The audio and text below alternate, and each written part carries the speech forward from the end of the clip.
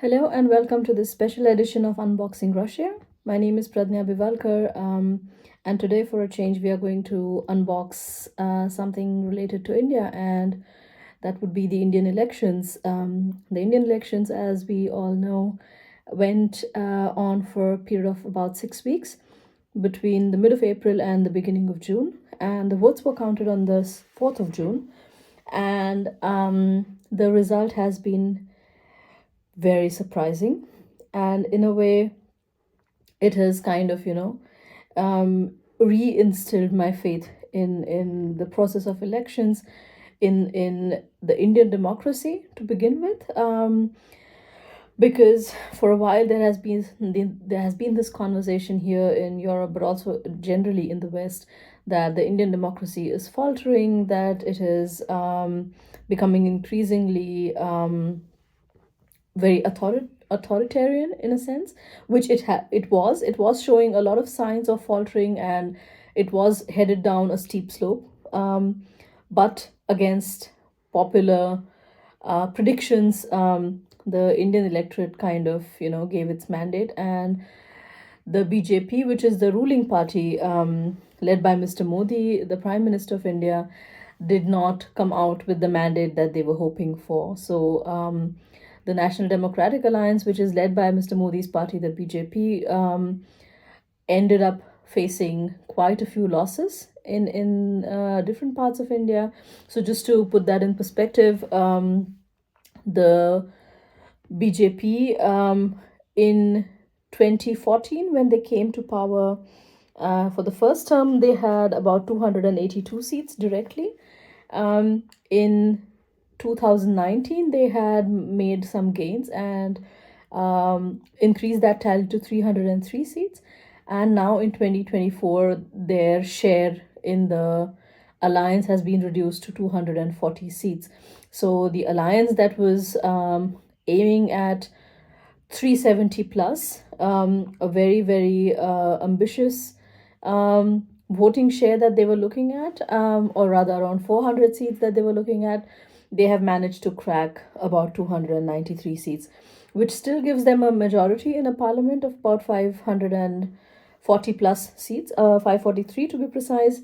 But it does not give them the mandate that they had wished for. So they have just about a little more than the required halfway through benchmark of 272. And if everything goes well, the alliance, National Democratic Alliance, will end up forming the government under the leadership of Mr. Modi, because his party continues to be the biggest party in the alliance. But what is quite interesting and quite refreshing, after quite a few disturbing, a little depressing developments in India over the past decade, has been the comeback made by the opposition Congress party and its allies. So just to put that in perspective, the biggest party is the Congress party, which in 2014 faced massive losses. So they ended up coming into the parliament with just about 44 seats, the biggest opposition party at that point of time. They in 2019, they managed to kind of scrape up to 52 seats.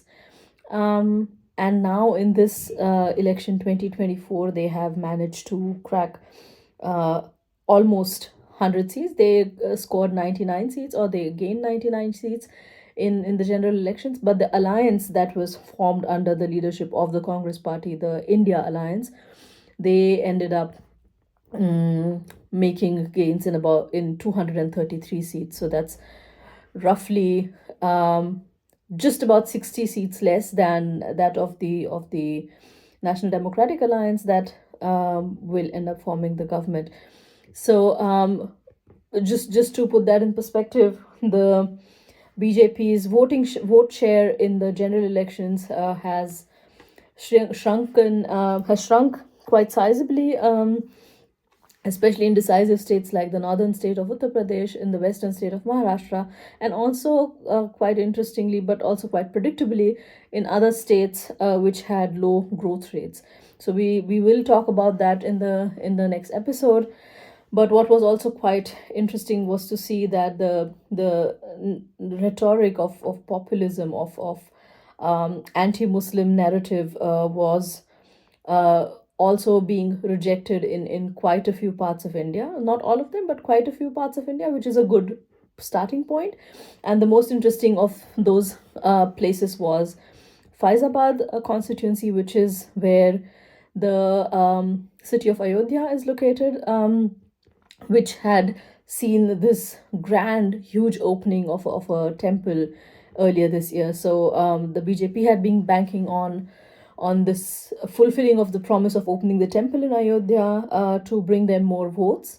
The timing of the opening of the temple was also planned accordingly, but it did not pay off. So I think it's quite interesting to see how the electorate has responded to real-time concerns of unemployment, of stagnating economic prospects, the growth being beneficial to only certain parts of the society, and the wealth not making it or finding its way to people who are on the lower rungs of the society. So it's been an amazing, interesting, and quite nerve-wracking election. And as Ekaterina and I both like to talk about elections and the whole festival of this democracy in the real sense this time around, we will talk more about that in the upcoming episode. But we just thought of putting out this small update on the YouTube channel